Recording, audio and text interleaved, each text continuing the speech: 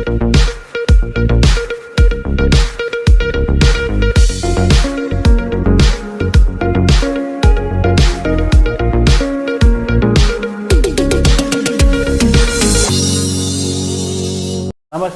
KVC news స్వాగతం. ప్రతిక్షణం సామాన్యుడి పక్షం. నేను మీ చలపతి. నేటి వార్త.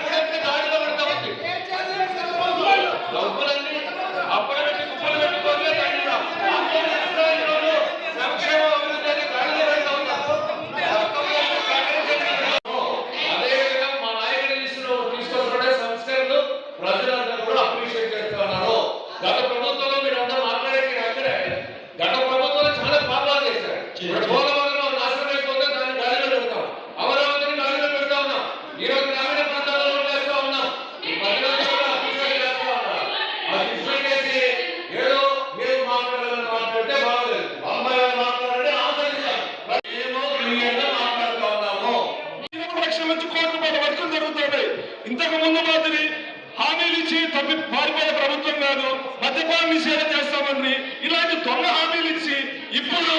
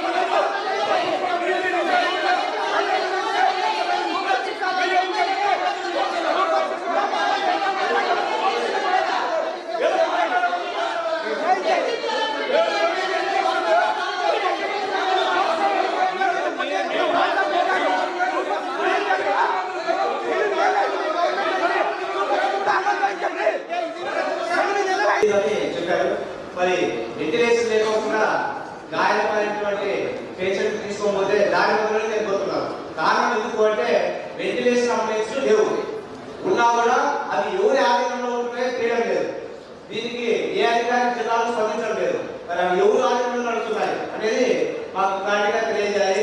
అదేవిధంగా మరి మధ్యకాలంలో పేపర్లో చదివినాం, అనంతపూర్ గవర్నమెంట్ హాస్పిటల్కి ఎక్విప్మెంట్ వచ్చినా కూడా అవి గదుల్లో పెట్టి సీజ్ చేసినారు.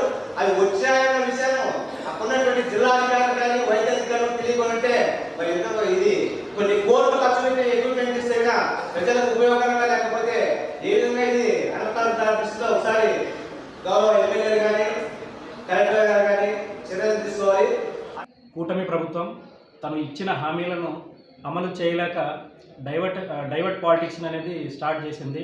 అందులో భాగంగానే గత ప్రభుత్వంలో ఏం చేశారనేదే చేస్తున్నారు తప్ప ఈ ప్రభుత్వం ఏర్పడిన తర్వాత ఏం చేస్తున్నాము, ఏం చేయదలుచుకున్నాము అనే విషయం ఎక్కడే కానీ తెలియజేసే పరిస్థితి లేకపోయింది.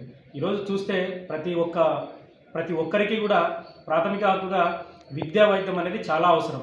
అట్లాంటి సందర్భాల్లో ఈరోజు ఏ కార్పొరేట్ ఆసుపత్రులకి మనం వెళ్ళినా కూడా ఆరోగ్యశ్రీ కింద ఆ పేషెంట్ని చూసే పరిస్థితి లేకుండా అయిపోయింది. అంటే ఈ కూటమి ప్రభుత్వం తను ఏదో ఒకటి చేసుకోవడానికే సమయం అంతా వెచ్చిస్తుంది తప్ప ప్రజల కష్టాలు తీర్చడానికి ఏమాత్రము శ్రద్ధ పెట్టడం లేదు. ఈరోజు మనం పేపర్లలోనూ టీవీలలోనూ గమనిస్తూ ఉన్నాం. ఎంతసేపు ఉన్నా కూడా జగన్మోహన్ రెడ్డి గారిని తిట్టడానికి పెట్టిన శ్రద్ధ ప్రజలను వారి బాగోగులు వారికి ఏం కావాలనే వాటి మీద శ్రద్ధ పెట్టుకోకుండా కాలయాపన చేస్తూ ఉంది. రాబోయే రోజుల్లో ఈ కూటమి ప్రభుత్వానికి తగిన గుణపాఠం చెప్తారు. అందరికీ నమస్కారం. నా పేరు జూటూరు చంద్రకుమార్, జెడ్పీటీసీ ఆంధ్రప్రదేశ్ మండలము. మరి కూటమి ప్రభుత్వం ఏర్పడి ఇప్పటికి 8 నెలలు కావస్తోంది. గతంలో ఎలక్షన్ టైంలో అధికారం రాకముందు చెప్పినటువంటి సూపర్ 6 పథకాలు ఏవైతే ఉన్నాయో అధికారం వచ్చిన తర్వాత 40 ఏళ్ల రాజకీయ చరిత్ర అని చెప్పుకునే ముఖ్యమంత్రి చంద్రబాబు నాయుడు గారు గతంలో మేము హామీలు ఇచ్చాం, కానీ మేము దాన్ని నెరవేర్చలేమని చెప్పేసి సభాముఖంగా చెప్పినటువంటి సందర్భం ఉంది. మరి నిన్న మొన్న కూడా మేము కేంద్రం నుంచి నిధులు వచ్చాయిగా, మాకు రాష్ట్రానికి వచ్చాయి, కానీ అవి పోలవరానికి ప్లస్ అమరావతికి నిధులు వాడుకుంటాం తప్ప మిగతా ప్రజల యొక్క అభివృద్ధికి వాడుకోమని చెప్పేసి కరాఖండిగా చెప్పడం జరిగింది. మరి 40 ఏళ్ళ రాజకీయ చరిత్ర ఉన్నటువంటి చంద్రబాబు నాయుడు గారికి ఏ నిధులు ఎక్కడ వాడుకోవచ్చు, ఎప్పుడు వస్తాయి, ఏ విధంగా ప్రజలను అభివృద్ధి పథంలో నడిపించాలి, రాష్ట్రాన్ని అభివృద్ధి ఏ విధంగా చేయాలి అనేది తెలియదు. ఆ రోజు కేవలం వైఎస్ఆర్ పార్టీ మీద బురద చల్లడానికి మాత్రమే, జగన్మోహన్ రెడ్డి గారిని తిట్టడం వరకు మాత్రమే వాళ్ళ పని పెట్టుకున్నారు తప్ప పదవి వచ్చిన తర్వాత, అధికారం వచ్చిన తర్వాత రాష్ట్రాన్ని అభివృద్ధి చేయాలన్న ఉద్దేశం వారికి ఏమాత్రం లేదు. మరి అదేవిధంగా ఈరోజు జనరల్ బాడీ మీటింగ్ జరిగింది. మరి జనరల్ బాడీ మీటింగ్లో అమలాపురం జెడ్పీటీసీ గారు, అగలి జెడ్పీటీసీ గారు మాకు గడిచిన 3 సంవత్సరాల్లో ఇంతవరకు ఏ వర్క్ కూడా లేదు, ఒక జెడ్పీటీసీ గారు అలాంటి నిధులు కేటాయించలేదని చెప్పేసి చైర్మన్ గారిని అడగడం జరిగింది. కానీ ఆ గడిచిన 3 సంవత్సరాల్లో ఆయన ఎస్టిమేషన్లు తీసుకొని వచ్చి చైర్మన్ గారికి ఇచ్చింటే కదా ఆయనకు వచ్చేది. ఆయన ఇంతవరకు ఈ 3 సంవత్సరాల్లో ఎప్పుడు ఎస్టిమేషన్ తీసుకొని వచ్చి నా మండలంలో నా ప్రజల కోసం ఇది చేయండి, రోడ్లు వేయండి, కలవట్లు వేయండి అని చెప్పి అడిగిన పాపానే పోలేదు. అడిగినంటే మా చైర్మన్ గారు ఇచ్చేవాళ్ళు, కానీ అడగకపోగా ఈరోజు వాళ్ళ ప్రభుత్వం వచ్చిన తర్వాత గతంలో నాకు ఏమీ ఇవ్వలేదని చెప్పేసి మాట్లాడటం ఇది నిజంగా హాస్యాస్పదం. దీనికి తోడుగా కొంతమంది ఎమ్మెల్యేలు మద్దతు కూడా, అసలు గతంలో ఏం జరిగిందో తెలుసుకోకుండా కొంతమంది ఎమ్మెల్యేలు ఆయనకి మద్దతు పలుకుతారు. మనం పోయి ఎస్టిమేషన్ తీసుకొని పోతే సీఈఓ గారి దగ్గరికి ఆయన ఇస్తారు, మనమే పోకపోతే ఆయన ఏ విధంగా ఇస్తారు? ఇంత పెద్ద మండలం జిల్లాని చైర్మన్ గారు ఎక్కడ ఇబ్బంది లేకోకుండా నడిపిస్తూ ఉండడం చాలా గర్వకారణం. అటువంటిది ఉద్దేశపూర్వకంగా కేవలం వైఎస్ఆర్ పార్టీ మీద బురద చల్లడానికి మాత్రమే ప్రతిసారి ఎమ్మెల్యేలు కానీ కొంతమంది జెడ్పీటీసీలు కానీ మాట్లాడుతున్నారు తప్ప నిజంగా చిత్తశుద్ధి ఉండి ప్రజలకు సేవ చేయాలన్న ఉద్దేశంతో కాదు.